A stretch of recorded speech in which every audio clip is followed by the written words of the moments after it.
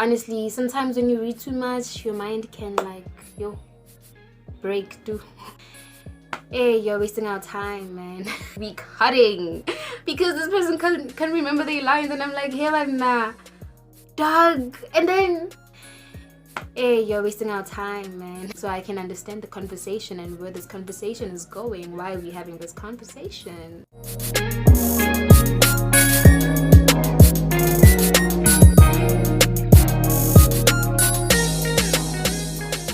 Hello everyone, my name is Ursula Pebane and I'd like to welcome you guys back to my space. And if you're new, I'd like to welcome you to my space. Today I'd like for us to talk about memorizing lines.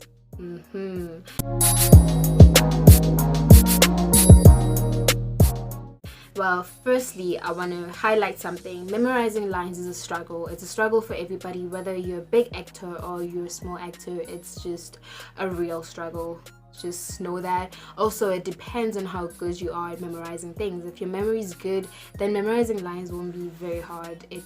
It's just, that hiccup that you just have to experience once in a while. I'm gonna walk you guys through the things that I used to do, and I still do actually, when I memorize my lines, whether it's just a few lines in a scene or it's a monologue.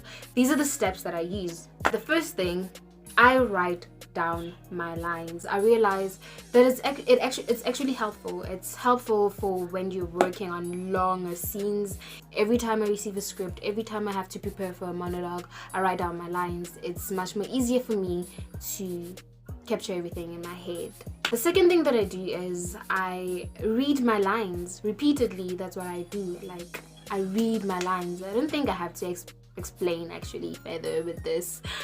I just read my lines repeatedly, because the more I repeat something, the more it just sticks in my head. The third thing that I do, now that I read my lines and I kind of know my lines, I read my partner's lines so that I can understand what's happening in this conversation. Or if it's a monologue, I just don't do this step. But if it's a scene that I'm working on with a scene partner or scene partners, I end up reading the whole thing, because I need to know my cue line so I can understand the conversation and where this conversation is going. Why are we having this conversation? Yes. The fourth thing that I do is I take a break. Okay, taking a break is just as important as memorizing your lines or knowing your lines. Honestly, sometimes when you read too much, your mind can break too. Your mind can just it complains. You can have a headache or anything, because you're constantly looking at one thing over and over and over again. It's not like reading a novel. You're going somewhere with it. You're just reading the same thing over and over again. So take a break, take a walk, grab a drink, grab a snack, do something that's gonna relax your mind. A break is very necessary, whether you're preparing for a scene that you have to do in an hour or something. Do take a break. Take a 5-minute break, take a 10-minute break. It's very helpful for your mind. Now that I've taken a break and I know my lines and I know my partner's lines, the last thing that I do is I explore the material. I have learned this recently from an acting coach named Ryan Williams. He's also a founder of Screen Actors Systems. He said that memorizing lines is not school. When you go to school and you're preparing for your test and you just have to cram everything. Yeah, he said memorizing lines is not like school, so you do not have to cram your lines, because that's where we mess up most of the times. When you cram your lines, you mess up, for everybody, not just you, but for everybody, because in this industry, time is actually money. So if you cram in your lines and you can't remember anything, hey, you're wasting our time, man. And you're costing everybody. So do not cram your lines. What do you do when you explore the material? You analyze the whole scene, identify the beats, just look into your character's background, what they love, what they hate, what makes them mad, what makes them happy. Because once I get to know these things, then I feel like it's much more simpler for me to put character into the words that I now know, the lines that I now know. Because there's something that I learned also from Marilyn Strip. She said that giving a voice to characters that have no voice, then that is a job that is very exciting to do. That is your job as an actress, that is your job as a performer, that is your job as a storyteller.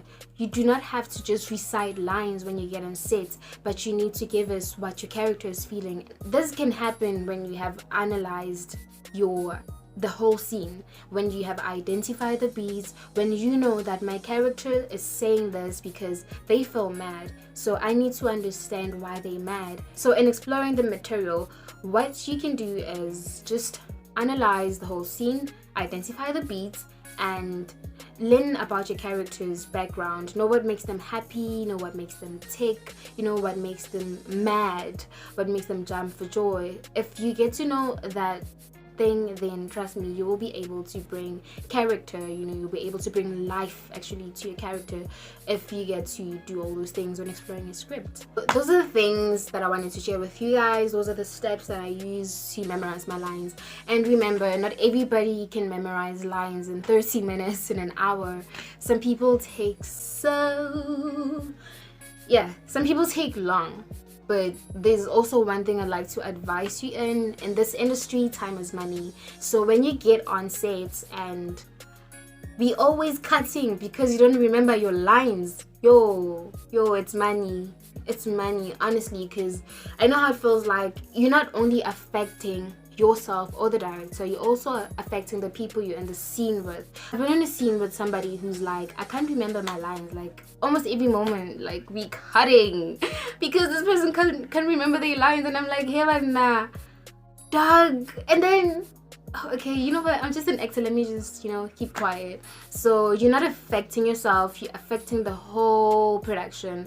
You're affecting your scene partner, you're affecting the director, the crew, and everybody who's there to make this show, you know what I mean? In that case, do not be afraid to improvise. Just talk to the director and tell them that this is what I want to do, because I feel like it sounds more original or more natural when I say it this way, because you have explored the whole material and you know how your character feels, you know your character's background, you know what I mean?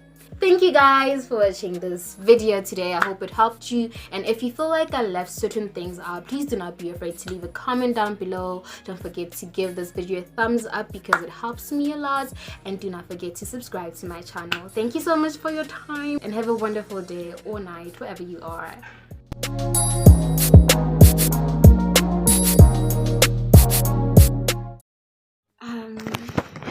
Please come close. Come closer to me. Hi guys. Hi. The more I write them down, the more easier my mind to actually capture it. So when I revisit my script, my lines, to read them again, I remember that, oh, actually was word for this word. Yeah, so I write down the lines. I realize that it's actually helpful. That never makes sense.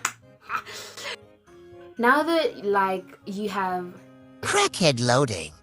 Hallelujah. Hallelujah. Hallelujah. Diva mode on. School, so do not cram your lines. Now that you have explored the material,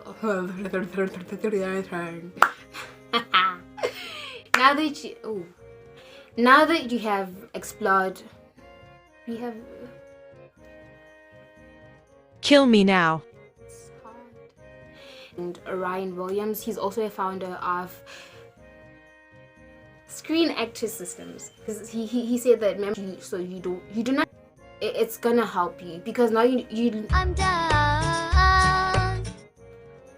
I do is I analyze. So in